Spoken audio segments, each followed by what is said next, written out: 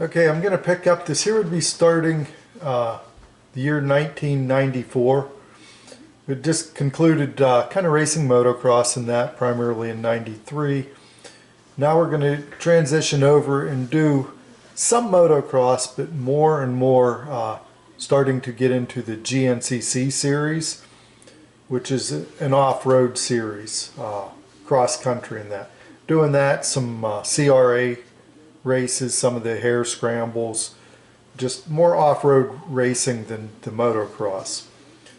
And just a little bit of background on that there is that the motocross is always on a closed course in that, where the GNCC's very similar to hare scrambles.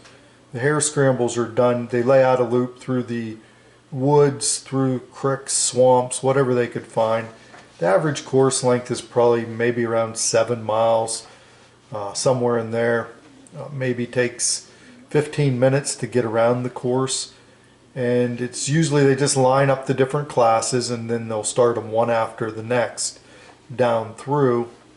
And hare scrambles, typically you're going to run for 2 hours, so it's a timed event, and at the end of the two hours it's just whoever's in the lead and has the most number of laps at that point in time. So you could actually make it through the barrels at, say, 1 hour and 59 minutes, and you're going to do an additional lap, where the guy right behind you is going to come through maybe right at the 2 hour mark. So he's actually finished before you, but you're going to have the additional lap, so that you're going to score higher on that there. And hare scrambles typically about 2 hours. The GNCC's very similar to hare scrambles, but usually the course is a little more opened up. They will get some single track stuff, but the GNCC's is typically a little higher speeds, a little more open course. A lot of times, if they're held at one of the facilities where they got a motocross track, you might do part of the motocross track and then off into the woods. Their laps are usually a little bit longer, and average maybe more upwards around 20 minutes to complete a lap, or maybe even a little more.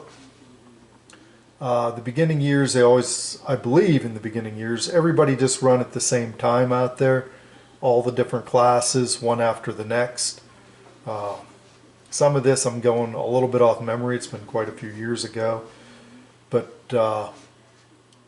so they would start all the classes one after the next, usually putting the faster classes, or like say the pro groups, up at the front, and then so forth back down through. But then everybody's out there at the same time, and those would go for 3 hours out there. So they were more endurance.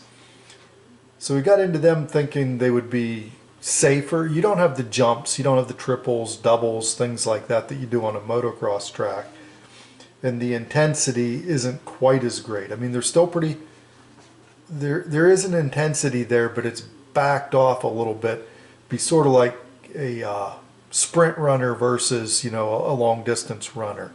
You still got to keep a pretty good pace at them, but it's not at the intensity of motocross, because motocross is shorter type of races and that. So that was just to give a little bit of an idea of what the GNCCs are and the hare scrambles. The beginning years of the GNCCs, this whole series is owned by the Coombs family, promoted by MX Sports. I don't know what division, but they hold all of the GNCCs. And in the beginning years, it started out, there was a few on out-of-ways, but more of them were more, say, local to this area, meaning within several states around here, where today now they're a little more spread out from primarily East Coast, but I think the first round usually starts in Florida and then comes up along the coast. You know, they start earlier in the year. So I don't have a whole lot of photographs from this time period, so a lot of this is just going to be some of this, just stories to go along with that. So this here is going to be over the period of, say, would be 1994, 95, 96, 97, 98, 99 into 2000. 2001, I get another brand new bike. So the bike number 109 here in this photo, that is a 2001 Yamaha YZ250. That was the next one after my 93.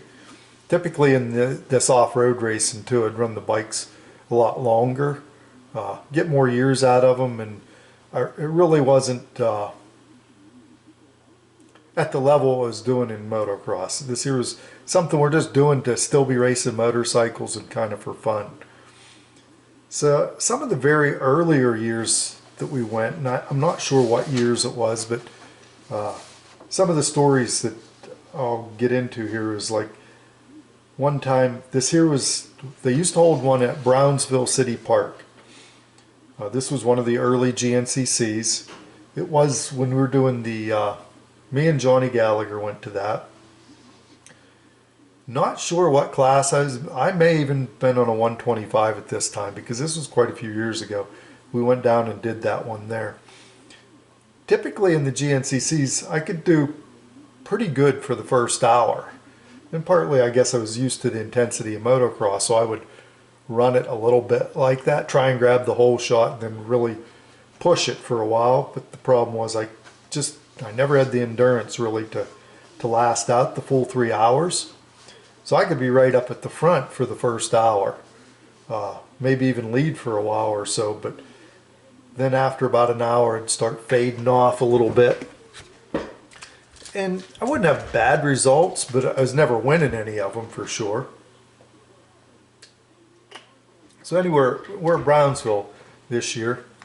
Not sure how Johnny did or anything, but come in after the race, and I guess it's adrenaline just keeps you going during the race. I mean, you're feeling fatigued, you're feeling tired, and that, but you just keep on going.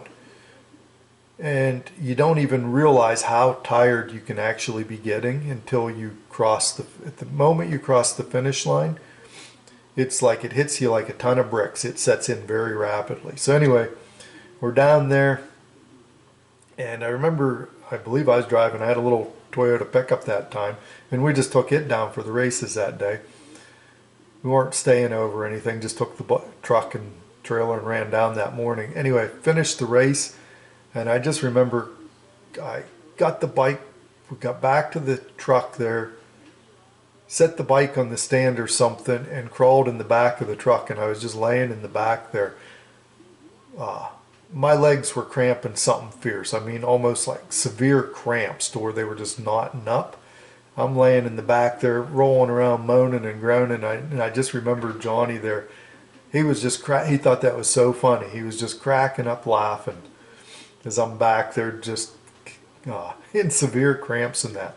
And that was kind of common for me, that I would get sick afterwards, almost like having the flu. But it would only last for several hours afterwards. I mean, like the sickness part of it. But it could be pretty severe at times in that, just from just the severe fatigue in that would set in. So it was somewhere right in that time frame. I don't know, it was the same year or the next year or so. I'm just going to swap out some photos here as we go too, so something different is showing here. Somewhere around this same time period, so me and Johnny head down. This is another GNCC. We head down to a track at that time. It was Starvation Point. This here's down by, it's down in West Virginia. It's down in there quite a ways. I can't remember the closest town to there. Maybe like Ravenswood or something like that down below there. So anyway, me and Johnny go down to this track. Another GNCC. And it just had, this day was like, must have been June, July or something, August in there.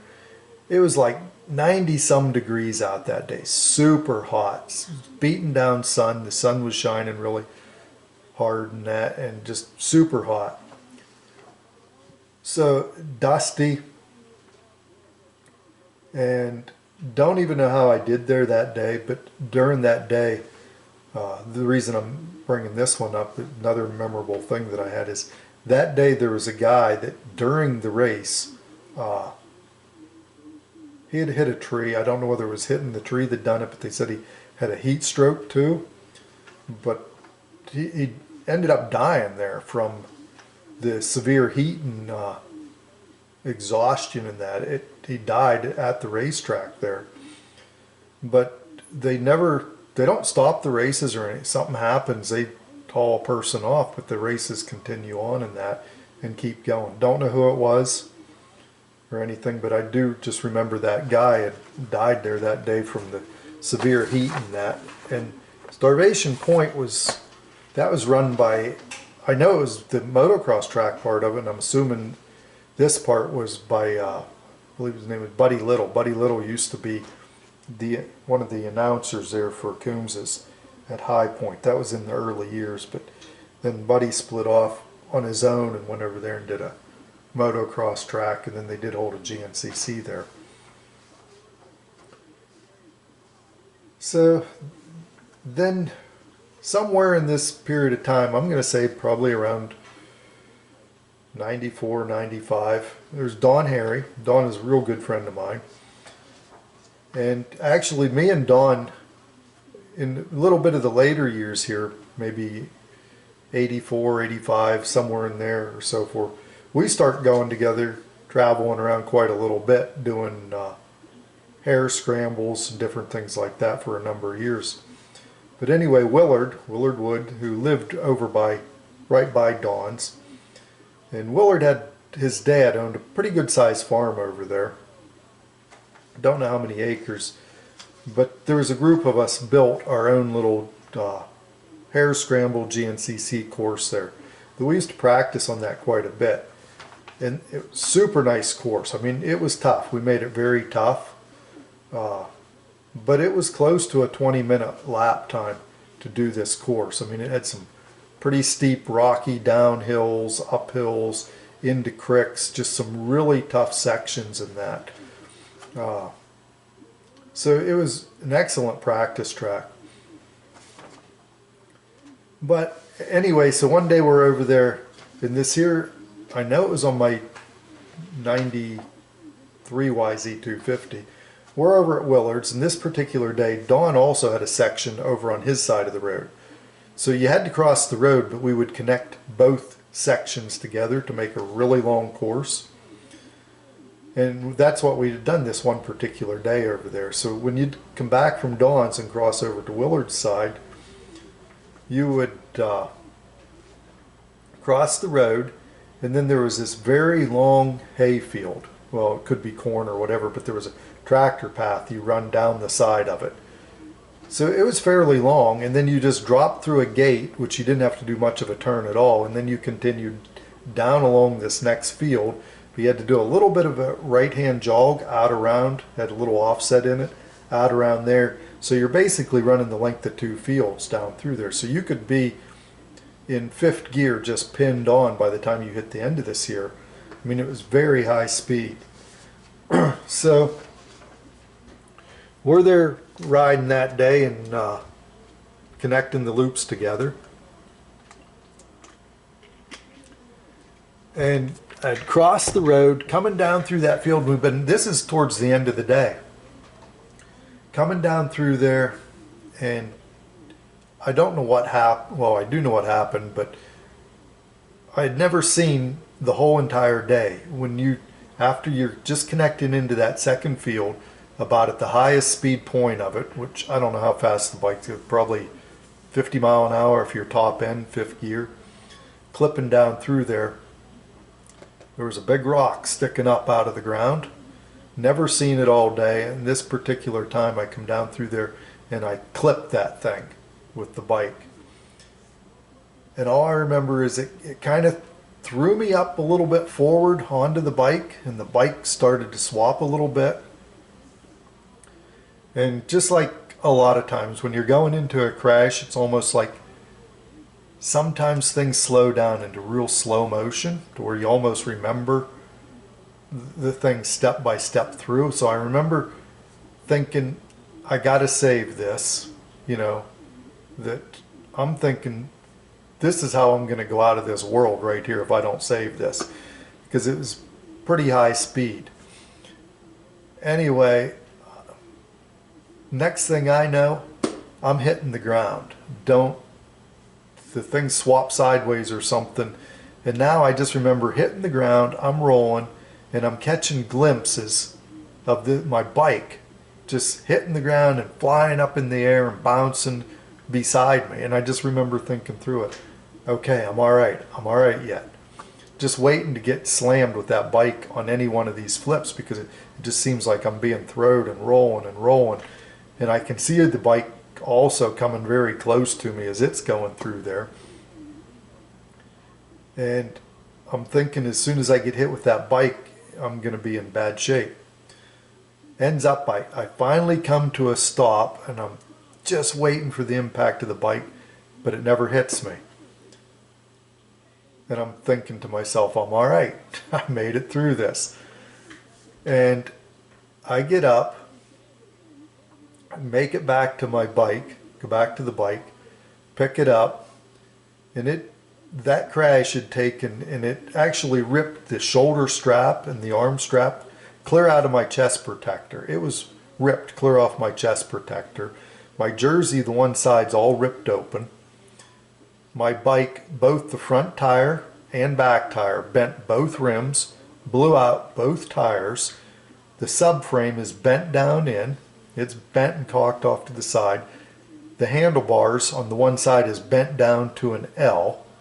On the side, my bike was just mangled from all this flipping and that. But didn't have any real injuries from that crash. I mean, very high speed crash. But fortunately walked away from that one. So that was over at Willard's, doing that somewhere in that period of time.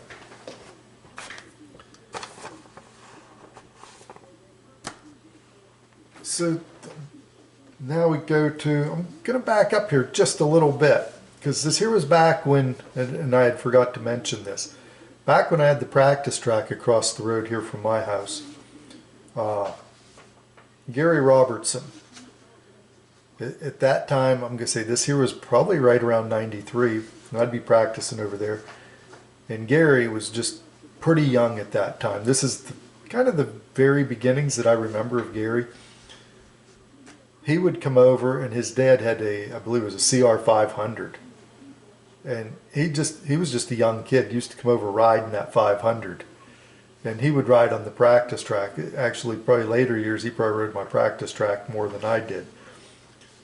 But me and Gary, I just remember going out there, and we would play around, you know, like doing jumps and stuff, you know, like I'd do a jump and you'd do a little trick, and then Gary would do one and stuff. But I just remember him as just a very young kid coming over and doing that. And then later he got Yamaha 250, because I remember he had the same bike I did, so this had to have been from my 93. Giving him some old parts and that for mine, that his bike was getting pretty clapped out and that. But Gary later on went on, and he actually ran pro motocross for a little while. Then he got into the freestyle stuff. Used to travel to doing, I never went to one of the ones that he was doing, but he used to do like freestyle shows where they would, for intermission events and different things and that. He had a freestyle ramp himself that they actually built up and had it like a trailer unit, would tow it behind the truck. I believe Gary has been down at Pastrana's and that, down there at his foam pit practicing and that. And he got into the freestyle stuff then, later on. You can actually, if you look up some of the stuff, you can find he's done some different videos and that you can find on YouTube and that. But that was in the beginning years. I just remember Gary as a young kid coming over and would be riding the track over here. Still see Gary every once in a while. He's still around. Pretty good guy. So, and again, like I said, this here is going to just be some stories and that from that time period over that number of years.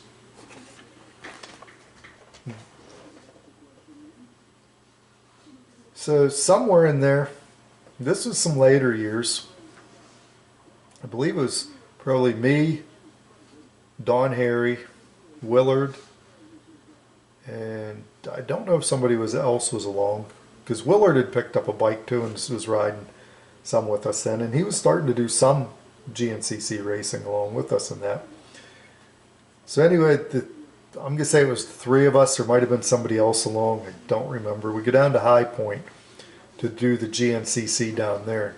And this was another one, just as go out, do the race. It was a hot, dusty day, and come in after that race. And I just remember leaning the bike against the side of the van or truck, whatever we were driving. Hot and sunny, so I crawled underneath the vehicle to get out of the sunlight. And I remember I was under there for 3 hours before I ever come back out under there. That was one of them days I got like super sick, like the flu. Probably from dehydration and stuff. But that was just another one at High Point. Some of the different tracks in that in the we had done like Brownsville, and this was more in the beginning of the GNC series when they'd done a lot more around here. We'd done Brownsville, Boyers. They used to have a track or a GNCC over by Boyers, PA. It's on the far side of Harrisville, down in that area. Starvation Point, High Point, Clarksville. There was one down there. Clarksville, West Virginia. And there was one or two over in Ohio. I'm going to say Lisbon. And we'd also went down and done the one in Loretta Lynn's. They hold one down there in Hurricane Mills, Tennessee. So we went down and done that one year. That was me and Don, Willard, and I believe there was another guy that went along too. Don't remember who went along down there.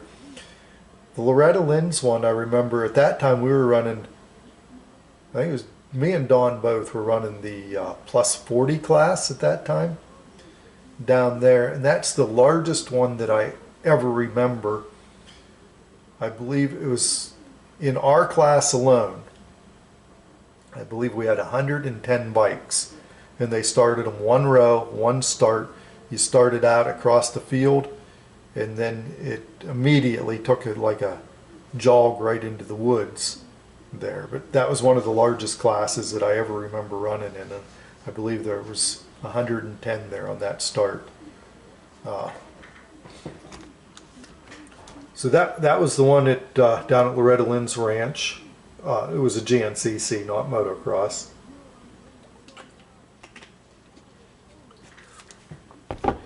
Another one was a day me and Don went over. There used to be a track that may be still there. Guy by the name of Crump had the track promoted in that. Big Game, I think, was the name of that one. Possibly. I don't remember. I just know it was at Hubbard, Ohio there. We went over there. And the one year me and Dawn had done, they did a CRA, and they did, it was a team race series. I don't remember if they did them for 2 or 3 hours, but how it worked is you had, they would basically give you a wristband, I believe is what we had, that whoever was on the track at the time racing would put on that wristband. You could each have your own bikes, but only one of you would be out there at a time. So like if he could, you can switch it up however you want to do it. So he could go out and do a lap, then, you know, he'd come up to where we were pitted, pass off the wristband, I take off, I could do a lap. You could switch every other lap if you wanted. And this day it was super muddy. I mean, this is one of the days that it was just unbelievable mud. It's a team race, and we were switching every so often back and forth, and from the time you'd be out there, you'd come in, switch off, Dawn would go out a little bit, and then when you'd switch off, you'd go back out. And I don't remember if it was every other lap or what we were doing. But the track would change so much. I mean, in a place that was passable before, it could be totally impassable. We were coming across, there would be bikes. There might be a bike there buried in a hole under mud clear up to the seat, just like the seat and handlebars sticking up out. I mean, it was extreme mud that day. So that was one of the worst ones for mud that I remember. But I don't know if me and Don won that particular day. It was a series we were doing for this team hare scrambles. Like this was over maybe 5 or 6 of them that you had to do it. And each one was at a different track, different location on a different weekend. But anyway, me and Don ended up winning that team series that year together. So that was another one of that one there would have been just a hare scramble, not a GNCC. So we go, another one of them, we go to a track, and there was a motocross track, and this motocross track was called Maple Shade.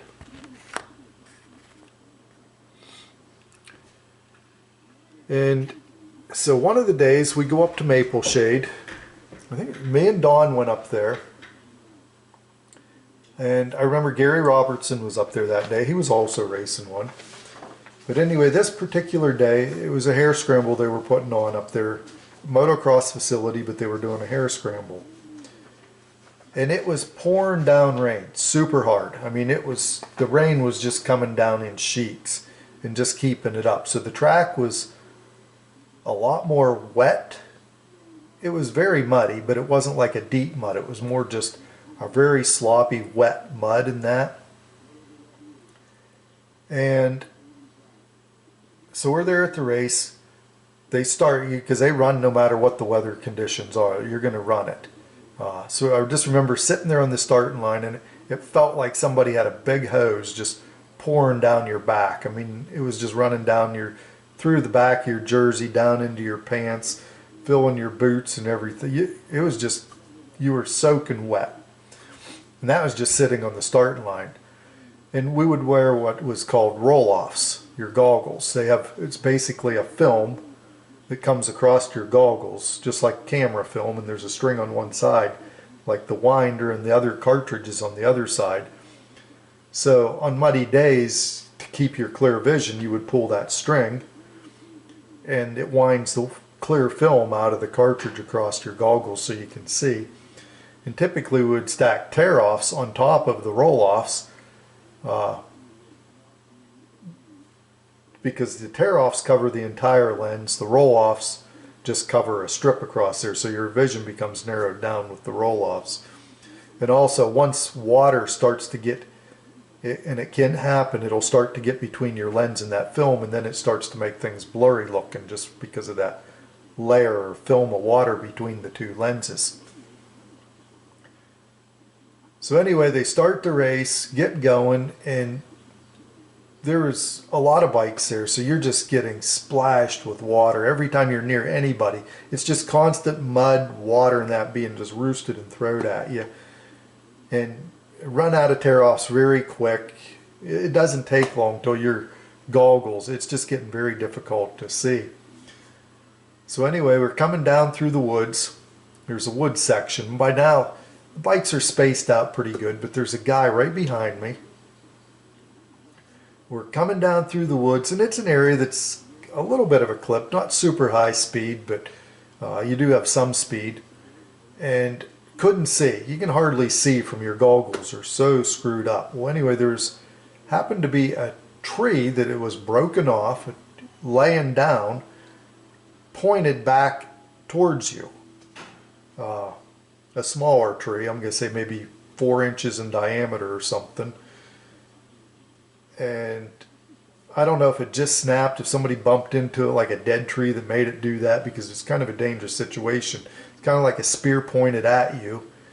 I didn't see the thing, and it ran that tree when the top of it was broke, literally like a spear. And luckily it hit, when I hit that, the tree part went it went underneath my arm. So, but it speared through my jersey. It went through the jersey, went under my arm, and come, underneath there and come out the back side of my jersey. It ripped me right off the motorcycle. The motorcycle kept going, and it literally ripped me off of it, and I was hung up on this tree. I mean, I didn't fall down. I was sort of like dangling there with it, and I just remember the guy right behind me. Even over the motors running, I could just hear his gasp, like a, I think he thought I got totally speared, like it run right through me is probably what it looked like, because it went through my jersey. Luckily, it didn't go through me. It was just more under my arm. But there was another smaller one that was broke on that, like a branch, a Y, that as that run through there, that did get me. It went right in under my arm and into my chest cavity. So I had to kind of like pull myself back off that branch, and I was able to get back on the bike, got the bike back up, got on it, but I knew I wasn't finishing this race like that, because there was blood coming out and everything. So I get back on the bike, and that was the end of my race. I'm making it back to the pits at that time. So I made my way back there, kind of got my jersey off, and that kind of got a patch on it.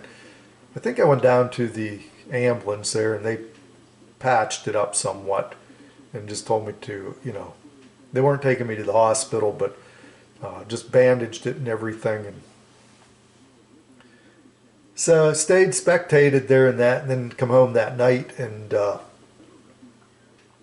I was just going to let it go. Figured, well, it's somewhat bandaged up and that, and Shirley seen it and said, no, we better get into the hospital. So we did. We went into the emergency room there in Greenville, and luckily we did, because when that branch ran back up in me, there was chunks of bark that it got left inside. So in there they just basically they give you a shot all around that area, numb you up, and then you get to go in there, and I just remember him pulling out the pieces of bark and stuff, and he was saying it was real good that I come in, or that would have got severely infected in there. So he just cleaned it out, then he sewed it back up. Had probably about a 3-inch cut down across under my arm where that had run back in there. So just another injury thing. That took a little while to heal back up, because it was stitched up for a while, and it kind of got ripped open is the way when that branch went in there. But just another one of the injuries, but that was in the hare scrambles and that, not motocross, that one had happened. So the picture you're looking at here is actually that would be a 2001 YZ250. Got that off of, used to be a Yamaha dealer over in Salem, Ohio, Andrews. I'm not sure, but I believe that was Freddie Andrews', maybe it was his father, or somehow in the family. Freddie was also big into the GNCCs. I believe Freddie held the national number in the pro class in the GNCC for several years. But anyway, this bike come out of their shop over there from Andrews Cycles. That was my 2001. So I do got some pictures of this bike. This one here, for some reason, I used to like to take the bikes and used to put them in the house at times. I always like to get pictures of the bikes when they're brand new, because later on then they kind of get beat up looking and stuff. So I'm gonna say by 2002 for sure now, Johnny was done out in California, and so he was done with Ty now. He's no longer mechanicing for Ty out there. Left Ty, Kawasaki, the whole California thing. Just kind of got tired of doing that scene, and he had moved back home here. Come back, opened up the shop and that, and got going. Got the auto repair business going again. So by now he's back around. This here would have been, I know he was back by 2002 because I do have a little bit of results here. So apparently I decided to start doing some motocross again. at this time. And I had totally forgot. When I was going through my results book, I seen some results here from 2002. It was March 17th, 2002, from a Loretta Lynn's regional. And I had kind of forgot that I'd done that again.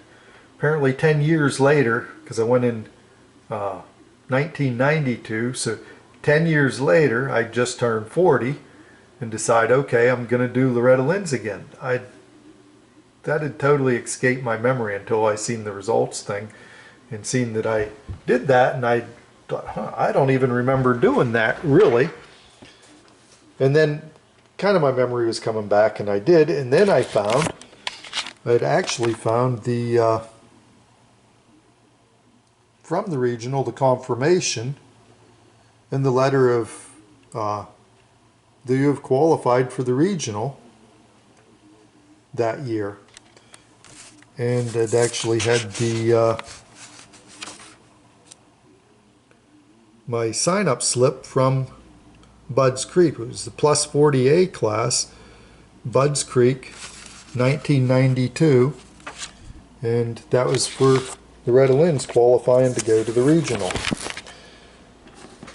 So this had to be the weekend then, because I remember me and Johnny went down to Budds Creek, and which we used to do some in the winter time, typically January and February. Budds Creek's down in Maryland, Budds Creek, Maryland. It's down below DC, probably another hour and a half below DC. So up around here, January and February, usually we would have snow, and it would be pretty cold up here. And we could be down there, and I'm going to say, if I remember right, it was about 7 hours usually we would be down there. So January and February, just by going that distance, their weather is quite a bit different than up here. Their weather is typically, it's still cold, but it's not freezing. I mean, they wouldn't have the snow, the ground would be bare, and I'm going to say it's like in the mid 40s, 45, maybe 50 degrees down there. Where up here we got snow and the ground's frozen and that. So we used to go down there and do Budds Creek, you know, in January and February, different times, go down there over the winter.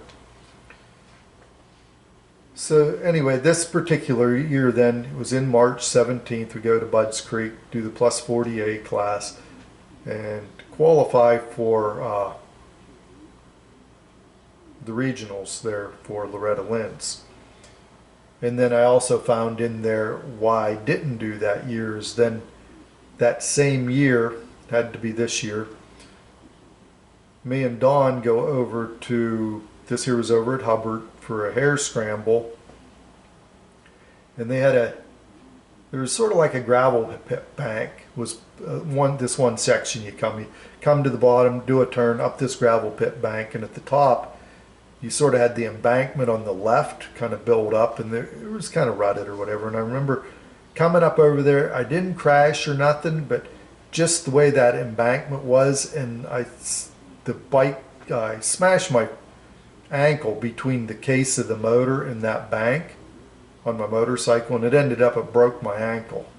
Because then I also found my letter of resignation or whatever. You have to notify them for Loretta Lynn's that you won't be participating, because only so many people make it there. So I just basically would have been taking a spot which they could fill with somebody else, give somebody else the chance to go there and do it. So that's why you send in your letter of resignation, so that they know you're not participating. And I found that letter as well. So, and it had to be this weekend then from Budds Creek. March, we're coming back from there, me and Johnny. And this here was down below Breezewood. I just remember coming back, because we would leave on a Saturday, go down there, spend Saturday night, race on Sunday, and we would usually get out of there, say around 3-4 o'clock Sunday afternoon, depending on where your motos fell throughout the day. But a lot of times we could be out of there around that time. And we would get back that night, you know, we could be back here by 1 o'clock at night, you know, get to bed and still make work the next day or whatever. So we're on our way back, and this was just below Breezewood, coming up through there, and we got into a terrible snow and ice storm. And we're trying to make, it was in Johnny's van, we're trying to make good time in that, and the roads are getting worse and worse. So pretty soon we decide, I'm over there, I dig out my helmet. I got my helmet on, and then pretty soon Johnny got his helmet on, and then I got my chest protector on.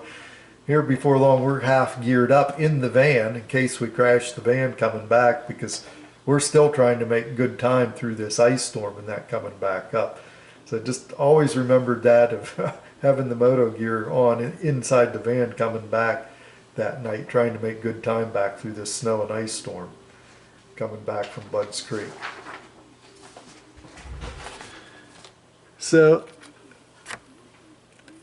I'll put up this photo,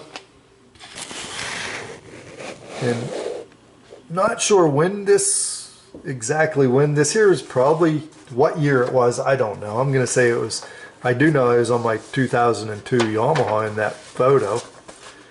So it was somewhere in that time period. There was a whole group of us went together. There was, I believe there was 8 of us. I know it was me, Donnie Clark, Don Harry, Bob Felmley, Johnny Gallagher. It was, I think, maybe Andy Hastings' dad and Mitch's dad went in. Anyway, there was 8 of us, all went together, and we built over at Johnny's place. Had the whole field behind the shop there, connected part of the farm field down behind his parents' house, because his parents had a farm over there. We all went together and kicked in, I think it was $500 a piece or something, and got Dave Lepley up out of Street Track and Trail. Dave's the one son of Dick who owns Street Track and Trail. Anyway, Dave has a bulldozer, and he actually builds tracks, travels around the country and that, and builds motocross tracks and that.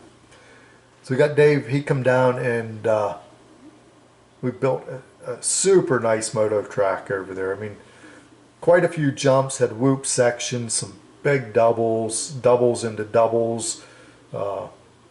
So this picture was taken from over there, that there would have been, I'm on the left with the 109, I guess number 23 is Bob Felmley, the 203 is Johnny Gallagher, and I think it was Mike something maybe. I don't remember the names of the next 2 guys there. And I'm going to go over, I'll grab a few other pictures here.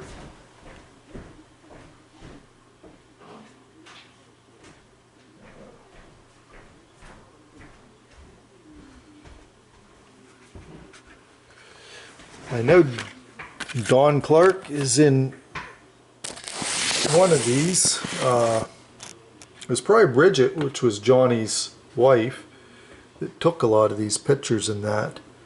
This is just the night we all got together over there and was riding and that. We used to do that, take a, you know, be like, hey, Wednesday night we're all riding or whatever. We'll just all get together and ride, and that's it.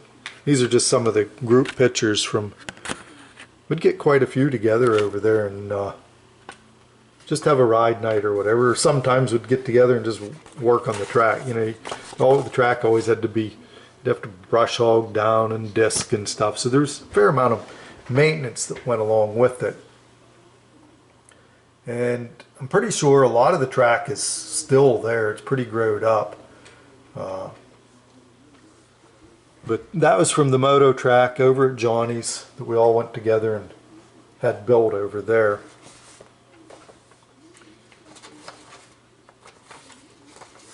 So that kind of covers a lot of those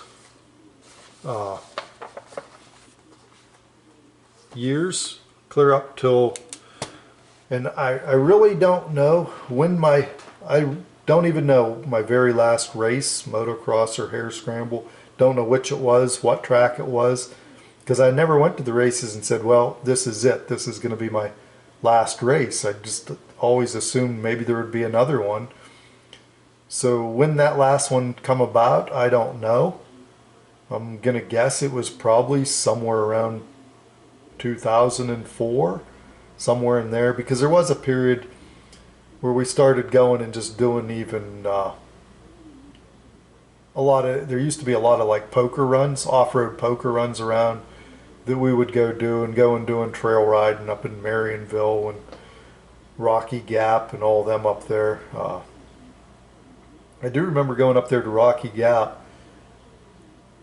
the one time, and Johnny ended up breaking his foot there that day. I believe Mike Johnson maybe was along so Johnny left that day with Mike drove him back or something, but I do remember him breaking his foot up there at Rocky Gap. The rest of us stayed and went riding, but don't know what year that was. So, and don't know when it was that I had done my last race. I know I continued to do some trail riding, stuff like that. And I guess since I got this photo up in that, and I had mentioned from Johnny before, you know, in some of the earlier videos and that, about him passing and that. And prior to that, his wife Bridget, which I'm sure Bridget was the one that took this photo, because Bridget used to go to, Johnny there for some years was traveling even later in that. He was going down south, doing a lot of that in the winter time and that. But him and Bridget used to travel a lot together. So she was involved too with the moto and that. But then Bridget ended up getting cancer. And I don't remember if she had cancer yet when this photo was taken, because she fought through it, and from the time she was diagnosed she lived probably another 5 years, so she stayed pretty active, you know, over that period of 5 years or so that she did live afterwards. And then she did die, and then Johnny had met another girl, Melissa, some years later after Bridget had passed. And so anyway, then Johnny, I'm going to say it was probably around 2000 and it was somewhere right around COVID. Or maybe after. I know it was somewhere in that period of time. I'm going to say maybe 2021 probably. He was having some memory problems. Just getting kind of forgetful in that. He would go, like the secretary of the shop said, the one that, you know, he went out to get the mail and he'd come back without the mail. He got out there and he forgot why he went out there. Just odd stuff like that was going on. And he had even said, he told me, you know, he was starting to have to write, he'd keep a notepad. You know, he would go to get something, and if he didn't write down what he was going to get, by the time he got there, he would forget what he went after. And there was just some things really going on, but he went to the doctors. They'd never found nothing really. And then, so then he finally got diagnosed, and he had, forget the type of it, but it was brain cancer. And the type he got can be pretty severe. I guess it is terminal. But he always, the whole time through it, always kept a positive attitude. He always acted like he told me, hey, I just got to get through this here, you know, to go on, because he's talking then of, he was training some other young kids racing and that at that time. And so he was talking to that and that, but in the end, I believe he lived for, he made it past the year's time, maybe even a year and a half or so he lived until he died from it. And I remember just like it was just the day before, or it wasn't long after. We knew he was getting really bad. At this time he was under hospice care and he was at home. And they got a hospital bed and put it in the living room there. by the TV. So he would be awake in that. So it was like, I think it was a Sunday afternoon. Me and Don went over, and just me, Don, and Johnny. Johnny wasn't talking really. He was awake. He knew we were there and everything. And we just watched races the whole entire day. It's kind of just, that was our last get together. You know, we kind of, when we left that day, we knew, and I think Johnny knew, that then was very near right then. And it was only, so we kind of said our goodbyes there that day, and kind of knowing that this was the end. And I don't know if it was the next day or 2 days later, and he passed away. So just a little tribute there, I guess, for Johnny, and also for Bridget, since she had went years earlier in that. And these were the ones out of the riding group and that. So still got a bike yet today. Don't ever ride it, but I just always kept one. Always wanted a bike around, just to keep one around if I ever got the urge to get it out. The last time I got it out, it had been sitting for so long that the bottom half of the clutch, you know, they're in oil. The top half was totally dry, and the bottom half that was in oil kept the plates oiled up in that, but the clutch would just slip and grab so bad. I rode it up the road back and put it back on the stand, and it's been sitting ever since. So haven't even been on a bike for probably well over 10 years, maybe even 15 years now is the last time I ever even rode a bike. So other than, I should take that back. Don here, he got a new, had a Husky 500 that I took it for just a short ride around here, but not really even much of a ride. I just rode it around a little bit and that, and that's the last I've been on a bike at all. So that was kind of the end of my racing and riding years, somewhere in there, 2000, I say around 2005. This will be the end of these videos, other than I am going to do one more, which will be like a conclusion to it all, just showing, if I get the time, I'm going to put together the name of a lot of the tracks. We'll probably go over, show, you know, like a lot of the trophies, plaques, awards, different things like that. Just the end results from it, the whole years of racing. So I'm going to do one more, and then this should conclude the racing series. And I may, even after that one, as my memory comes back with other unique stories, possibly I'll throw one in there, just of forgotten memories in that, maybe I'll call it, and do another one there. Just I'll keep notes over the period of time as some of the thoughts come back of different events that I know I forgot to mention. Maybe I'll put that one in Forgotten Memories, and I'll do also another one of the trophies, awards, just the end results of it all. So I'll conclude this video now.